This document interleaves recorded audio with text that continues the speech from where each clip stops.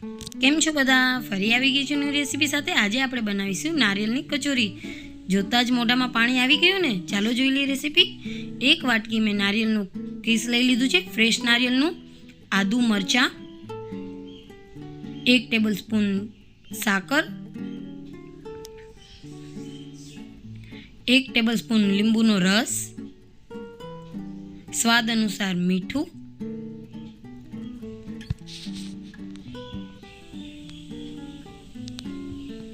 અને ફ્રેશ ધાણા નાખીને આપણે મિક્સ કરી લઈશું।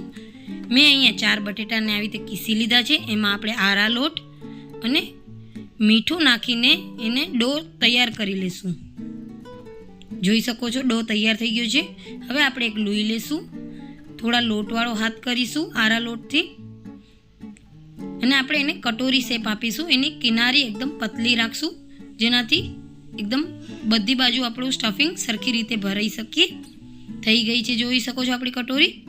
હવે વચમાં આપણે સ્ટફિંગ નાખી લઈશું 1 સ્પૂન, અને સરખી રીતે એને પેક કરી લઈશું।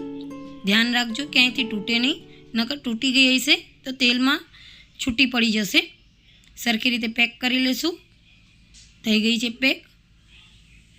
હવે એવા બોલ આપણે રેડી કરી લઈશું। બોલ રેડી થઈ ગયા છે। હવે આપણે એને ધીમા તાપે ફ્રાય કરશું। ગોલ્ડન કલર આવે ત્યાં સુધી ફ્રાય કરી લીધું છે। કટ કરી લેશું। હવે આપણે એને ખજૂર આંબલીની ચટણી, ગ્રીન ચટણી,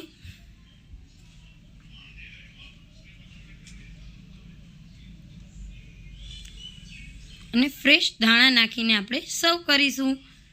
આ તમે ઉપવાસમાં પણ બનાવી શકો છો અને નાસ્તામાં પણ કરી શકો છો। તમને મારી રેસીપી પસંદ આવી હોય તો like and subscribe. Bye bye.